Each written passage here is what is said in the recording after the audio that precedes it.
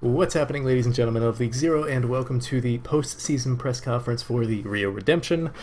The last of the novice press conferences. I swear to God, this dog. Anyways, the last of the novice press conferences, so that should be exciting. We've got a few people from the team here today. We have, if we're going from top to bottom, Yusuf, a flex DPS, Ian Kenny, a flex support, Empty, main support, Nias, main tank, No You, former main tank, and Revolve, the manager slash flex support at times, if I remember.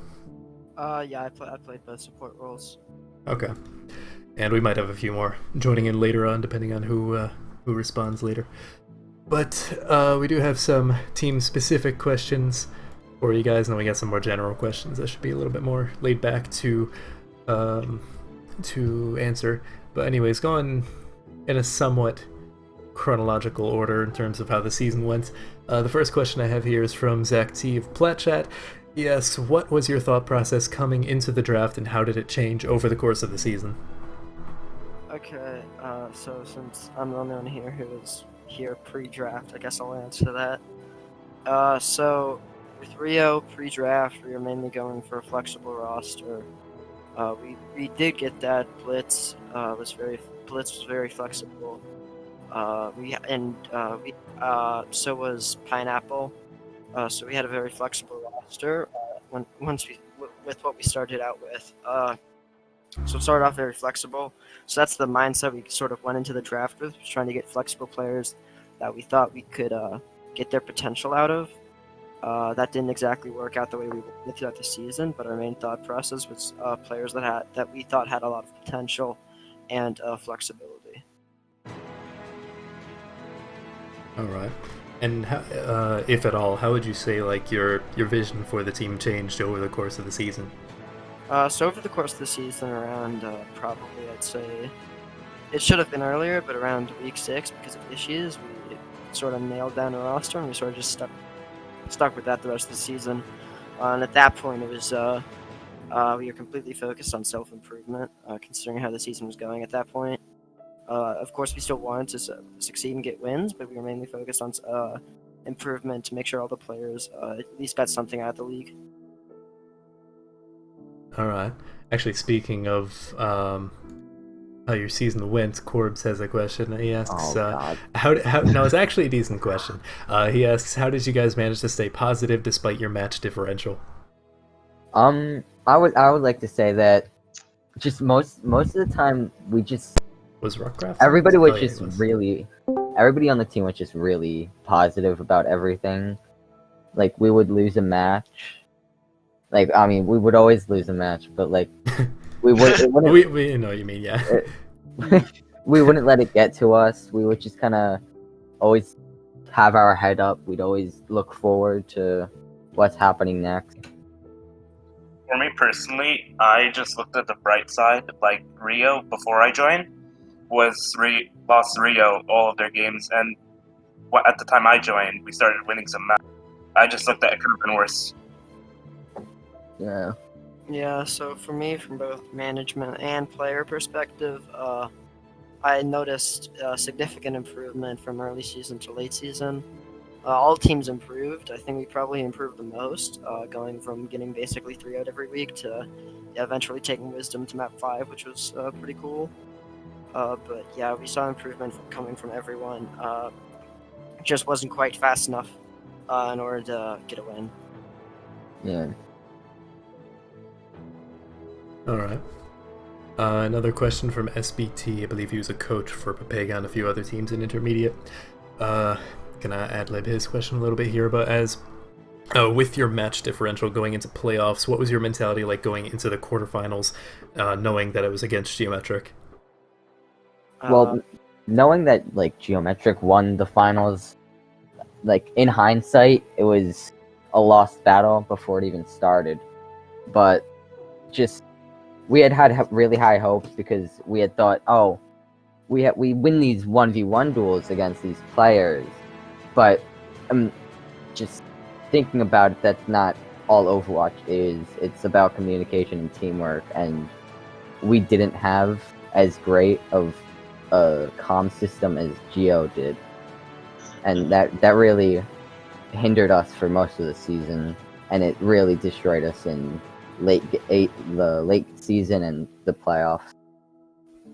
Yeah. Also, going into the Geo game, we knew we had nothing to lose because we were 0-10 going in. Like, Geo was obviously the favorite, and so that kind of helped us going into that game and prepping for it. Yeah. Yeah, so prepping for it, we thought we had at least it wasn't gonna be like, we didn't think it was gonna be a blowout like it was. We thought a lot of our players could pretty much go even with their players, which I think all of our players could and still can go even with the large majority of their players, if not all. But our communication just wasn't as strong, and overall planning wasn't as strong as them, so we couldn't get our players in position to get those plays that Geo players could, since they had better positioning and overall communication and rotation, so they would be in position to be able to make those plays, and then that led to them actually making the plays that we weren't making. So you've actually, a few of you have spoken about like your comm structure so far, and like that it wasn't quite as good as the other teams. But like, what specifically was your comm structure like? You know, who was making the calls, that sort of our stuff. Our comm structure was listen to ATZ. Yeah, ATZ was the comm structure. I wasn't that was the vast majority. The planning was ATZ. Mid-fight target calling was a little bit of chaos. Was a little bit of mid-fight target calling, but for the most part, we tried to develop it. Main tanks early in the season, we weren't getting comms that we wanted from them. I tried to come in around week 5 to try to fix that, and I couldn't do it because I was kind of doo-doo. So my comms weren't that good, and they weren't able to keep up, which is why our coach found Chaos for us, who did end up being a Smurf, but it's whatever. I mean, it didn't matter in the end. Yeah, it didn't really matter. And it brought a comm structure, and that definitely helped us. I wasn't like perfect, but it was definitely, there were a lot more comms there that was able to lead us into start taking maps off teams. Yeah. Mm-hmm. And kind of like on the point about like chaos, it kind of like impacted like how I felt about my improvement throughout the season, and like how we did as a team. Because like right after the season, before we knew Chaos was a Smurf, I felt it was really good. I felt like I had improved as a player a lot. But then once I came out there as Smurf, I like didn't feel the same way about that. Because like even though like SR wise they weren't a huge, like it wasn't like 1,000 SR difference, it still like kind of cheapened the experience of like self improvement for me at least. Yeah, definitely. Who left? I don't even. No, you. Yeah, I think it was okay. you. Okay. Let's see. We do have another team-specific question here, submitted anonymously, but they asked, why were No You and Bob's benched for Dorlek and Empty? Okay, so this took place on, this was week 2, since week 1 we played Pineapple, then Pineapple had like issues, and then Bob's was available week 1, so we played Empty. The reason we played Empty and Dorlek in week 2, let's go ahead and start with why we put Empty in over Bob's. We saw virtually no difference in scrims, performance between them. And since we played with Empty week 1, we decided to keep going with Empty. And then during the week, during a specific scrim, I'm not going to mention exactly what happened to be respectful to the players, but we had an incident with No You, which led to us not wanting to start him for this week at least. Possibly weeks in the future, so we decided to not start him that week, and we thought Dorlek might be able to fill that position, and so we decided to give Dorlek a chance to fill that. All right. Let's see. Those are all the team-specific questions I got for you, and I do have some more general questions, in a way that will probably be a little bit easier to answer in some regards. So like, what, if anything, did you guys do for team bonding over the course of the season? Not much really. We went to scrims and went to VOD review, and we went to games, and that's about it. I mean, there was I think 1 or 2 times that we played comp together, but that was about it. Yeah, before playoffs we did Jackbox, but most of it was like talking pre-scrim, post-scrim about stuff. A decent amount of the team bonding was me being a punching bag, which is pretty funny. Yeah. Yeah. So that was a lot of the team bonding. We played Jackbox once or twice, but for the most part, was all during scrims or other normal events like that. Yeah, most of the talking we did was just in our team chat. The only like real talking that I remember like outside of games was of course like make fun of Revolve, but also like finding pictures of him from the Washington homestands. Oh yeah, that was great because I was like in the places where I'd get on camera, and so they'd go find pictures of me. I Yeah. remember I was there as well. I saw you. I almost met up with you. But I was Okay, too yeah, scared. but you're like, oh, I can't go in front of the cameras because I'm raw crabs. Like, I saw your jersey. You were on the bottom floor. I saw you, and you're like, gotta turn around. I had the third row seats and I didn't get on camera once, but he had like the cheapest seats and got on camera like 10 times. Well, I got the cheapest seats, but then I got upgraded both days I went. So That's interesting story, guys. actually, very likely they upgraded like everyone. Oh, and then I also more convinced him to level. get me mental health coach. That's true. That's true. I think the only reason Rack is on the team was for the Minecraft thing. Like, hasn't that happened? like That's not true. week 3. Oh yeah. It was all like me, MD, Rock, and Chef. Yeah. I And remember. That's Chef pretty died like 5 minutes before people could even PvP. Yeah, that was the only team bonding that we did. Yeah, we played Minecraft in the tournament. We instantly died.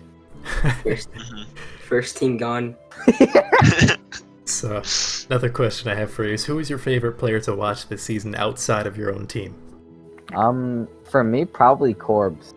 I'm sure he'll be thrilled.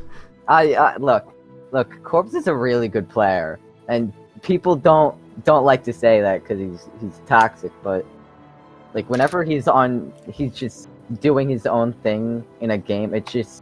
It's really interesting to say the least. All right. Anyone else, or didn't pay attention to the other teams that much? I like watching. Easily. I like watching Repeat. Repeat. Okay, when you go. Repeat was really fun. When we played against him in OTW, I honestly had the time of my life. He's honestly probably the best flex CPS in the whole league for novice. All right. So, I mean, I disagree, but like, I said probably. I liked watching Aliana, so I actually liked watching quite a bit of Geo. I talk with a lot of them. I still do. So I liked watching a lot of them, and I also watched a lot of Know You and Bob since they were on our team, passing to Pineapple. So it was mostly Geo people and then people that used to be on our team. Yeah. for me, it's I like- easily the Zooey Mama. Yeah, the Zooey Mama. Oh man. I remember Zooey Mama. Zooey Yeah. rolling me like every scrim. I can encounter him at all, no matter what he played. I liked watching 4. You know, was pretty chill guy. Dude, Forrest Yeah. was pretty chill. Yeah, really fun. We'll talk about the grav on Kings Row, though. Right Ghost has grilled him enough on that. He lost it when we did that in the VOD review. Alright, next question is, what would be your favorite memory over the course of this season? Mhm. So I think it's 6K on my trial. Oh yeah. You're welcome for that. Yeah, the Yeah, 6K that in his trial. Yeah, Insane, dude. when we trialed Youssef, he hit a 6K on New Bonnie, and that was the moment we knew we were gonna pick him up. On what Or hero? like, he was Genji. on Genji. Ooh. Yeah, yeah, Yeah, Never play- sorry, never Nakamar, but play- you didn't get a 6K. yeah. Sorry, Nakmar. You did So- play a Junkrat though. So for me, it was Rio Day before the actual game started. It was between draft and the actual game started. I ran an event with ex-Rio players and current Rio players. We did custom game stuff, and then we did Oh, yeah. pugs with current and ex-Rio, and then we did ended it off with a show match against Platchat. That was probably it. My favorite memory was probably probably the day before the first game when Revolve DM'd me saying, we've got a redraft pick because one of our players is AFK. Would you like to play for Rio? And he says, I say, yeah, I'll do it. What am I playing? He says, I'm gonna play support. I'm like, all right, I'll play support for you, but I want to play hit scan, and I never played hit scan. Okay, I gave you screen time, so... You gave... Okay, yeah. But no, he tells me I'm not going to play the first game, right? Yeah, And then but you see... 30 minutes before the game starts, he tells me I'm going to be playing in the game. Okay, so you see, That he Bob's tells me I'm failed... not going to be playing, and... So you see, Bob's failed to inform me. Or actually no, Bob's informed me. I forgot. He was in Europe at the time. So... That's no excuse. What do you mean that's no excuse? It's 2 a.m. for me. Oh yeah, it is too. Well, you live in Europe though. Oh. It's 2 a.m. for me too. I played every game at like 2 a.m. But yeah, like... Getting the DM 30 minutes before the first game that I'm going to be playing in it when I've never talked to these people in my life. Please don't tell me that was the game where the whole speed meme came from. No, that was 4 weeks. Okay. That was week 4. Or, yeah. It's week 3. Week 4 was versus Plotchat. Yeah. But, yeah. How about you, Ian? What was your I favorite don't moment? know. Like, I'm debating giving a meme answer. Oh, yeah, because you're great at memes. Yeah. Dude, Ian's memes are so funny, and by that I They're mean they're hilarious. I know. Okay, yeah, I might. So, it was probably playing Lucio in playoffs, since like not many people know this, but I was a 5,000 hour Lucio OTP on console, and I hit rank 1 in season 11. This is all true. By the way, Yeah. This is all true. don't fact check it. Don't fact check it. It's I'm true. too Just lazy. trust me. Season 11, rank 1, 5,000 hour Lucio player on console. That was, Absolutely true. This is a unlocking true my statement. true potential on PC with Lucio. And then Sad Boy gets 2 3Ks. No, it's the playoff game. Yeah. In the playoff. Oh, yeah. Oh, yeah, when Sad Boy got the 2 3Ks on, during the meme match in week 10, that was funny. I had to bring out the Lucio to try and outdo Sad Boy. On the meme match in week 10, I played Torb. Losing the Torb 1v1 little puppy. I got a 2K with my hammer. I had gotten a 2K with my hammer. I killed the Sigma and I killed the Genji, both with my hammer. It was Hollywood. Oh yeah, and there's that one trick wonder storm where they ran the Bastion Cup and we're like, okay, so what if we off roll and we were doing better than when we were trying. Yeah, like we were. I think. Yeah. I mean, Yeah, Yusuf. yeah. I mean, Yusuf had a pretty good ball. Yeah. My ball was actually pretty good there, surprisingly. Yeah. I actually made a short video that I only shared with Rio. It was just a montage of me hammer killing their Bastion. I think I'm gonna get upset if I show him the video. He's gonna be really- Maybe I should release the video. It'd be funny. Anyways, I got one last question for you guys. If you've been watching any of the novice press conferences up until this point, you should know what it is. Because I've been asking all the novice teams it for the memes, because I denied him during the countdown the entire season. So, do you stand know you? Absolutely. Absolutely. I love Noyan. No. I definitely stand. No. Just empty. See, I'm the mental health coach, so I can't say anything other than yes, but also no. Stand over your players. I stand know you for a reason. Know you is a pretty cool guy, but you see his mom. Oh yeah, Lisa Kessler. Oh my god. Man. Oh Lisa boy, Kessler, oh boy. Well, on that extremely awkward note, unless someone has any closing statements they'd like to say to finish it out. You know that 50% of the people that watch New Punter are not subscribed?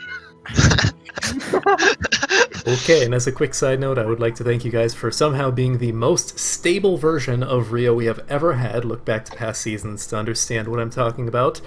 And thank you all for watching. Hope you enjoyed it. I would like to mention one thing. We were a known commodity. You knew what you got with us. Actually, I would like to mention one Were thing. you likely Go to be for it. disappointed? Yes, but you knew going in. I did not watch a single game of Novice this whole time. Good to know. Congratulations! That's all we got. See ya.